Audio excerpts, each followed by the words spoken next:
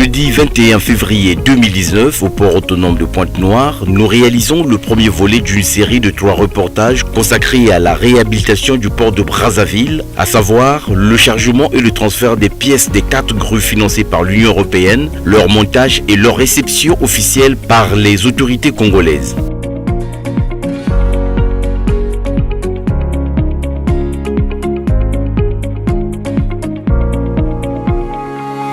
Cette phase de chargement est particulièrement délicate et nécessite une grande expertise pour garantir le transfert de ces dizaines de tonnes de matériel en toute sécurité. En fin de journée, c'est un convoi exceptionnel de près de 100 mètres de long qui est prêt à s'acheminer vers le port public de Brazzaville.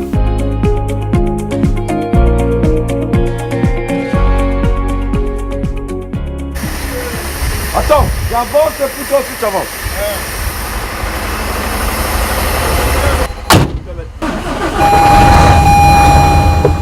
Vendredi 22 février 2019, le convoi quitte le port et traverse la ville aux premières heures du matin. Au passage, il attire le regard des curieux.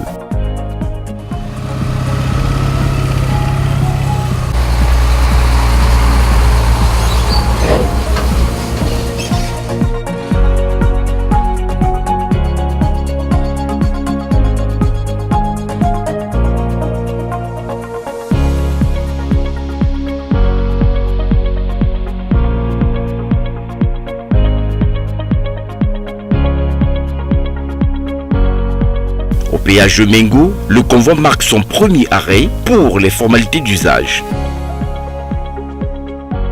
Les populations sont convaincues que grâce à la réhabilitation du port de Brazzaville, armateurs, exploitants forestiers, industriels, négociants et autres usagers auront de meilleures conditions de transit de marchandises. Il y a des partenaires multilatéraux qui veulent bien accompagner le Congo dans ce développement.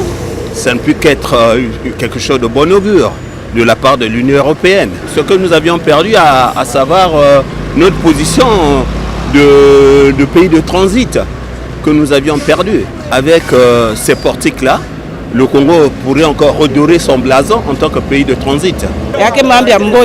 C'est une bonne chose que ces matériels arrivent à Brazzaville pour que le Congo se développe.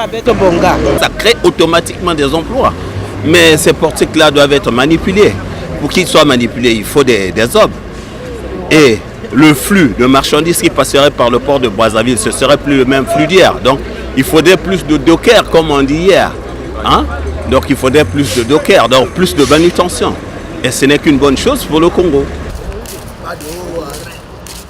L'équipage de convoi profite de cette première pause pour tenir une réunion de sécurité. Par rapport au safety meeting que j'ai tenu hier soir, je n'avais pas pris en compte l'aspect intempérie. Et là, le sol est mouillé. Donc du coup, on adapte notre manière de conduite par rapport à l'état du sol. Limitation de vitesse, ça devient maintenant obligatoire. 9 camions alignés. Un grumier qui veut dépasser. Ça c'est ou c'est lui ou c'est vous. Il y a deux choses.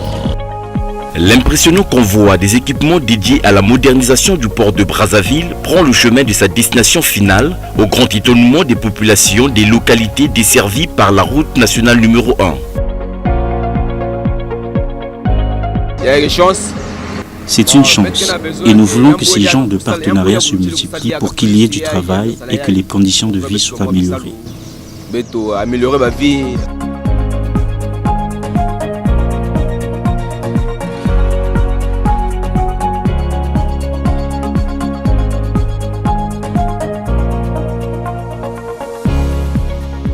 Je suis vraiment très fier de ce cadeau que l'Union européenne nous a fait. Et ça me fait plaisir de voir ce matériel aujourd'hui. Là, je suis à Malélé. Bon, ça va nous permettre pour le développement du pays et pour le taux de chômage qui circule maintenant en ce moment. J'espère que ça va diminuer grâce à ces cadeaux que nous avons reçus. Mais si jamais relancer, vraiment, il y a que ça le bien. Le port de Brazzaville réhabilité, nous trouverons de petits boulots et nous pourrons subvenir à nos besoins. C'est une très bonne chose pour nous les Congolais.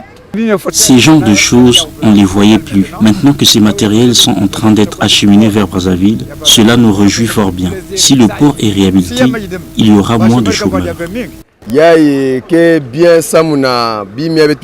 Ces matériels acquis grâce à l'Union européenne doivent être bien entretenus.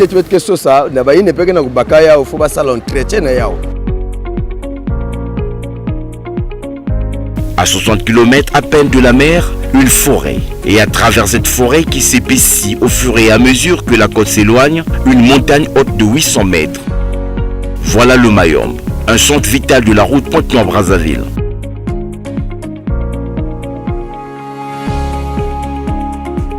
À Punga, les habitants estiment que le port de Brazzaville réhabilité facilitera l'approvisionnement en produits vivriers et autres biens de consommation courante de qualité à des prix accessibles, tout en créant des emplois. Vraiment, c'est très bien avec le Congolais. C'est très bien pour nous d'assister à ce convoyage qui augure des lendemains meilleurs pour la jeunesse désœuvrée. Ça va ça là. Le convoi exceptionnel poursuit sa route. Les chargements mis à rude épreuve par les montées et les descentes successives sont régulièrement vérifiés et c'est avec soulagement que les chauffeurs abordent les vertes collines du Niari. Au péage de Mukondo, la longue suite des véhicules est désormais sûre d'avoir effectué la première partie du voyage sans encombre. Le mythique arbre de Brazza l'accueille dans la capitale de l'or vert, Dolisie. Je vis au quartier Tahiti, ici à Dolisie. C'est un port qu'on est en train de moderniser, et cela au bonheur de tous les Congolais. Le Congo, c'est un pays de transit, donc nous avons besoin de ces choses pour développer aussi notre pays. C'est à Dolisie que nous quittons le convoi. Prochaine étape, le montage des 4 grues sur le port de Brazzaville.